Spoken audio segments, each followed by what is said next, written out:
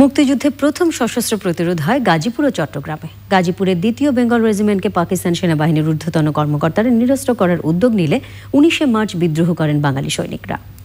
২৪শে মার্চ চট্টগ্রাম সীমান্তে ইপিআরের পাকিস্তানি সৈনিকদের হত্যা এবং ২৫শে মার্চ রাতে পুরো চট্টগ্রামের নিয়ন্ত্রণ নেয় বাঙালিরা।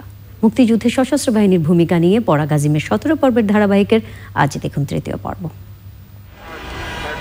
বঙ্গবন্ধুর ৭ই মার্চের ভাষণের পর আন্দোলন দুর্বল করতে অন্যান্য সেনানিবাসের মতো গাজীপুরের জয়দেবপুরে ২য় ইস্ট বেঙ্গল রেজিমেন্টকে নিরস্ত্র করার উদ্যোগ নেয় পাকিস্তান সেনাবাহিনী।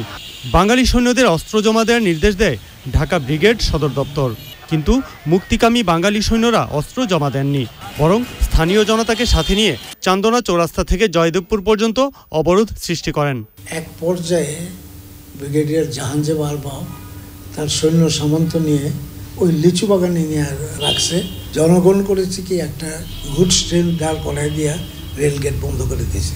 ব্রিগেড কমান্ডার করেছে কি তার ট্রুপস নিয়ে ওইখানে গেছে, গিয়ে আমার যে ট্রুপসটা যারা নাকি জনগণকে ফেস করে করতেছে তাদের পিছনে এসে ডিপ্লয় করেছে। তো আমার যে রিজার্ভ কোম্পানি ছিল, আমি সেই রিজার্ভ কোম্পানিটিকে তার পিছনে লাগাই দিয়েছি, যাতে করে সে যদি কিছু করে যেন আমাদের দুই দিকের মধ্যে পড়ে। তো যাই হোক, ওই দিন ওইখানে গোলাগুলির পরে কিছু ক্যাজুয়ালিটি হয়, 2 জন মারা যায়।